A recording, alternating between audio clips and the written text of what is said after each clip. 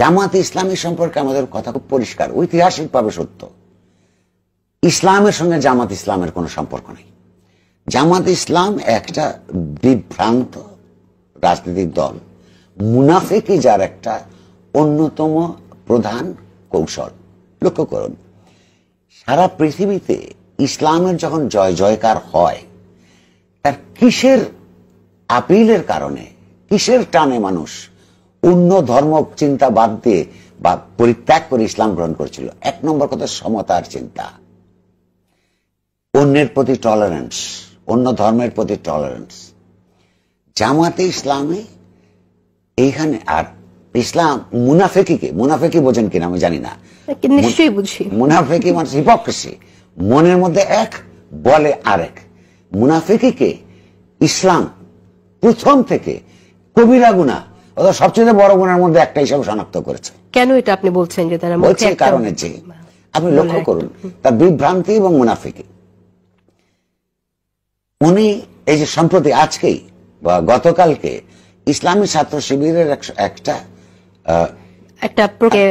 প্রকাশনের মধ্যে তাদের একজন লিখেছে যে 1971 সালে নাকি বাংলাদেশের মুক্তিযুদ্ধ ছিল এটা ইসলাম বিরোধী, এবং সেই অর্বাচীন লেখক আল্লাহর কাছে প্রার্থনা জানিয়েছে মুক্তিযোদ্ধারা যে অপরাধ করেছিল ইসলামের বিরুদ্ধে, আল্লাহ যেন তাদের ক্ষমা করেন। এটাকে আপনি কি বলবেন? বর্ষে একটা আলাদা ভূখণ্ড হওয়া দরকার আছে কি নাই রাজনীতি হলো, এবং মুসলিম লীগ সহ অপরাপর যাবতীয় রাজনৈতিক দল, এমনকি আপনার আম্বেদকরের মতন মানুষও একটা মহাপ্রাণ, তিনিও যখন বললেন যে পাকিস্তান হওয়া মুসলমান মাইনরিটির জন্য গুরুত্বপূর্ণ, তখনই জামাত ইসলামী পাকিস্তানের বিরোধিতা করছে। আবার পাকিস্তান থেকে, পাকিস্তানের আপনার পশ্চিম পাকিস্তান ভিত্তিক শোষণ নিপীড়ন, অর্থনৈতিক, রাজনৈতিক, বাংলাদেশের আপনার স্বার্থ শাসন বিরোধী সংগ্রামের বিরুদ্ধে, এমনকি সর্বশেষে মানুষের নির্বাচনে গিয়ে যা তখন এই দেশে একটা বর্বর গণহত্যা চালু করে 1971 সালের 25শে মার্চ, সেইটার বিরুদ্ধে যখন একটা ন্যায়ের যুদ্ধ শুরু করে বাংলাদেশের মানুষ, এবং সশস্ত্র মুক্তিযুদ্ধ আকারে স্বাধীনতার যোদ্ধারা এই দেশের মানুষের জন্য সংগ্রাম করে, সেটাকে তারা পাপ হিসেবে শনাক্ত করে।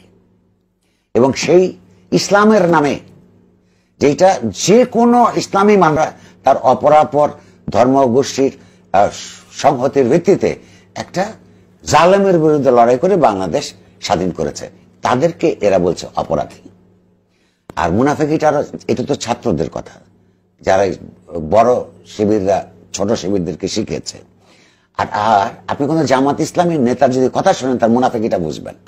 যেমন ধরুন, তাদেরকে আপনি জিজ্ঞেস করেন, তাদের মধ্যে অনেক শিক্ষিত লোক আছে, ইনফর্মড, তারা আরবের ইতিহাস বলতে পারবে, ইসলামের ইতিহাস বলতে পারবে, অনেকের চাইতে ভালো করে বলতে পারবে, ভারতবর্ষের ইতিহাসের কথা জিজ্ঞেস করলে আসে খুব সুন্দর করে বলতে পারে। কিন্তু যখন 71-এর ইতিহাসের কথা বলে, তো দেখবেন কি বলে, আমি তখন শিশু ছিলাম, আমরা তো এটা ছিলাম, আমার পূর্বপুরুষরা করেছে, যদি কোনো অপরাধ আমরা করে থাকি দুঃখ প্রকাশ করব। একটা ঘাতক বাহিনীকে, ইসলামের নামে বিশাল মুসলমান জনগোষ্ঠীকে তার স্বায়ত্ত শাসন চাইবার অপরাধে, তাহলে এইসব আপনি কি বিশ্বাস করেন যে সত্য কথা বলে? এরা মুনাফিকি করে, জানে অপরাধ স্বীকার করবার মতন সৎসাহস তাদের নাই। শুধু তাই নয়, পরবর্তী প্রজন্মকে, যে এই তরুণীটা লিখেছে, তাদেরকে কি ধরনের ইন্ডক্ট্রিনেশন করেছে, তার আপন জাতিগোষ্ঠী, জনগোষ্ঠী, এমনকি বায়াস মুসলমানদের বিরুদ্ধে তাকে আপনার এক ধরনের অপরাধী করে নতুন করে তৈরি করছে। আরো আমি মুনাফিকের আপনার একটা উদাহরণ দিই, শুনেন। জীবনের জন্য, এমনকি রাজনৈতিক জন্য কৌশল অত্যন্ত গুরুত্বপূর্ণ, কিন্তু পুরো জীবনটাই তার জন্য লড়াই করতে হয়। সেই লড়াইয়ে প্রয়োজন ছাত্রলীগের ভিতর থেকে ছাত্র শিবিরের নেতা বেরোচ্ছে। কি বলছে তারা? এটা তারা গঠনভুক্ত করেছে। মেয়েদের ব্যাপারে তারা মেয়েদেরকে উত্তক্ত করার এক অভূতপূর্ব রেকর্ড তৈরি করেছে এই ছাত্রলীগ নেতারা।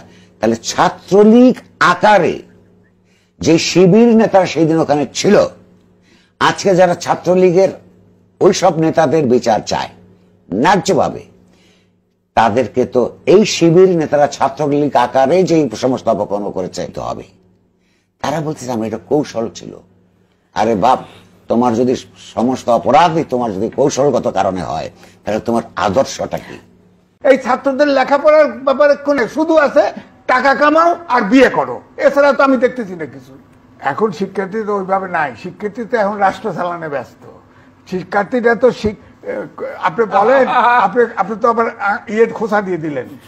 স্কুল থেকে শুরু করে ইউনিভার্সিটি পর্যন্ত ছাত্ররা সরকার চালানোর ব্যস্ত আছে। আপনি বলেন এই 5 থেকে 6 বছরের যে জেনারেশন গ্যাপ ইউনিট সরকার তৈরি করে দিল, চতুর্থ শিল্প বিপ্লবে যেখানে হাই বিজ্ঞানী প্রযুক্তি মানুষকে রিপ্লেস করে ফেলতেছে, রোবট, আইওটি, ডেটা সায়েন্স। আপনি 10 বছর পরে তো আপনার প্রবাসী একটাও বিদেশে থাকতে পারবে না, সবগুলো অবসলেট, অপ্রয়োজনীয় হয়ে যাবে। আপনার শিক্ষা ব্যবস্থাকে আপনার এই যুগোপযোগী করা দরকার, সেদিকে কোনো খেয়াল নাই। ছাত্রদের দিয়ে ক্ষমতায় থাকার চেষ্টা, ছাত্রদেরকে প্রেসার গ্রুপ হিসাবে। এই ছাত্রদের লেখাপড়ার ব্যাপারে কোনে শুধু আছে টাকা কামাও আর বিয়ে করো, এছাড়া তো আমি দেখতেছি না কিছু। আনমেরিড গুলো বিয়ে করতেছে, উদাহরণ আছে আছে আছে। আপনি কি এই যে টাকা কামাইতেছেন না, আপনারা এটা জানেন না? পেপার পত্রিকা জানেন না? হেলে V8 গাড়ি চলে, সমন্বয়ক V8 গাড়ি চালাইতেছে, আসে কোত্থেকে? সে তো টিউশনই করতো, সে টিউশনই করে খাইতো, তার ফ্যামিলিকে দিত কিনা জানি না। সে এখন V8 জিপে চড়ে। আপনার এক উপদেষ্টা 25-30 হাজার টাকার কম্বল দেওয়ার জন্য স্কয়ার হসপিটালের ভাড়া করে, সবচেয়ে কস্টলি হেলিকপ্টার ভাড়া করে এক উপজেলার থেকে 6 দিনে 18 বার হেলিকপ্টার জার্নি করছে এবং প্রায় 30 থেকে 40 লক্ষ টাকা তার ভাড়া দিছে, ভাড়া দিয়ে 6 লাখ। এবং এবং এবং এবং 2টা হেলিপ্যাড বানাইছে, নামার জায়গা নাই, হেলিপ্যাড বানায় আবার ডিসি সাহেব ওটা ভেঙেও দিছে। ওনার তো ম্যাচুরিটি দরকার আছে না, উনি সরকার চালাবে, সে তো LGRD উপদেষ্টা। আপনি বলেন এটা অডিট হবে না? এটা নাগরিকের পয়সা না, গরিবের পয়সা না? অডিট হবে তো। অডিট হলে কি জবাব দেবে? সে তো দুর্নীতির দায়ে পড়বে। তাকে তো জবাবদিহি করতে হবে। যদি ঠিক মতো সরকার আসে, তাকে দুদুকে দৌড়াতে হবে তো, সে এই টাকার হিসেব দিতে হবে না। আপনি 35 হাজার টাকার কম্বল বিতরণ করতে গিয়ে 36 লাখ টাকা খরচ করছেন, হিসেব দিতে হবে না? আপনি সরকারের টাকা দিয়ে চলেন, বেতন নেন, গাড়ি চালান, হেলিকপ্টার চালান, সকালে একটা বিকেলে একটা গাড়ি চালান। অনেক উপদেষ্টা তো আবার তদবির খানার জন্য অফিসও খুলে রাখছে এলাকায় এলাকায় আছে তো। যান মিরপুরে, যান আরো দেখান, আমার বাসার পাশে আসেন আপনাকে দেখাই দেবো, দেখেন তো। এগুলো তো এখন তো সব ধনী হয়ে যেতেছে, সব ধনী হয়ে যেতেছে। আবার রাজনৈতিক দল করবে, ওখানে আবার শিবির পাহারা দেয়। ওই যে শহীদ মিনারে ঘোষণা দিতে চাইছিল না, প্রোক্লামেশন, ওটাতে শিবির আগেই প্রোগ্রাম দিয়ে রাখছিল। হ্যাঁ, করেন না, ইলেকশন আসেন না, পার্টি ঘোষণা দেন। আমি আগেও বলেছি, এখনো বলতেছি, যেদিন ঘোষণা দিবে তার পরের দিন থেকে প্রোটোকল থাকবে না। এখন তো প্রোটোকল নাই, ডিসি সাহেব দৌড়ায়, পুলিশ দৌড়ায়, প্রোটোকল দিয়ে আছে না। পার্টি ঘোষণা দিয়ে ঢাকা শহরের বাইরে যেতে পারবে না। আর আমি নির্বাচনে 3টা বড় বড় নেতাদের দিয়ে কিংস পার্টি করছিল না, একটা প্রার্থীর জামানত থাকে নাই। এদের জামাত না, এদের বাক্সও থাকবে না। একদল খেয়ে গেছে আর একজন খাওয়ার জন্য প্রস্তুত, আর একদল খাওয়ার জন্য প্রস্তুত। আজহারি সাহেব খাওয়ার জন্য মালয়েশিয়া থেকে উনি বাংলাদেশে আসছেন এবং উনি একটা খায়খোর। এবং উনি যে দেশান্তর হয়েছে এই জামাত ইসলাম করার কারণে শুধু না, ওনার স্বভাবের কারণে এবং এই অশালীন অসভ্য বক্তৃতার কারণে উনি দেশান্তর হয়েছে। উনি নিজেকে একজন ধর্মের বিভিন্ন ব্যাখ্যাকারী হিসেবে যদি দাবি করে থাকে, মানুষ যদি সেভাবে চিন্তা করে যে ভালো ওয়াজ করতে পারে, ধর্মের ব্যাখ্যা ভালো দিতে পারে, তাহলে আজকে রাজনৈতিক পরিচয়টা তার কিন্তু প্রকাশ পাচ্ছে। তাহলে এতদিন উনি মুখোশ পড়েছিলেন, সুযোগ পেয়েছেন, প্রকাশিত হচ্ছেন।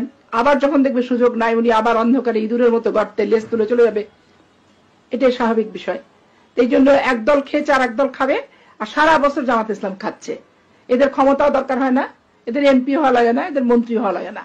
ওই ধর্মের বার্তা নিয়ে নিয়ে প্রত্যেকটা মা বোনের কাছে যায়, অসহায় নিরীহ ধর্মভীরু মহিলাদের কাছে যে ওই চাঁদার আদায় করে নিচ্ছে, উন্না বিছায় মুরগির ডিম থেকে শুরু করে গরু ছাগল হাঁস মুরগি গরুর দুধ থেকে শুরু করে পয়সা থেকে শুরু করে সমস্ত কিছু করছে। তারা তো সারা বছর খেয়ে থাকে। এদের অপকর্ম করতে গেলে, মানুষ খুন করতে গেলে এদের রাষ্ট্রীয় ক্ষমতার দরকার হয় না। এদের র্যাব, পুলিশ বাহিনী, বিডিআর, আর্মি কিছু এদের লাগে না। এরা নিজেরা প্যানিক করে। বিএল কলেজ থেকে শুরু করে চট্টগ্রাম মেডিকেল কলেজ থেকে শুরু করে চট্টগ্রাম বিশ্ববিদ্যালয় এবং রাজশাহী বিশ্ববিদ্যালয় এর জ্বলন্ত প্রমাণ। এবং রাজশাহী বিশ্ববিদ্যালয় বিএনপির উপরে শেষ পর্যন্ত আক্রমণ করছে।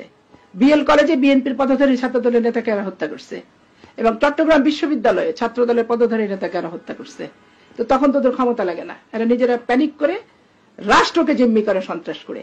এটা একটা সন্ত্রাসী সংগঠন, এটা একটা ধর্ম ব্যবসায়ী এবং এদের সপক্ষে যে গুণগান গাবে, যে এরকম বক্তৃতা দিবে আর বিএনপিকে দোষারোপ করে যে কথাগুলো বলবে, আরে এরা তো মানুষের বাড়ি বাড়িতে যে খাচ্ছে, মুষ্টি চাল খায় এরা।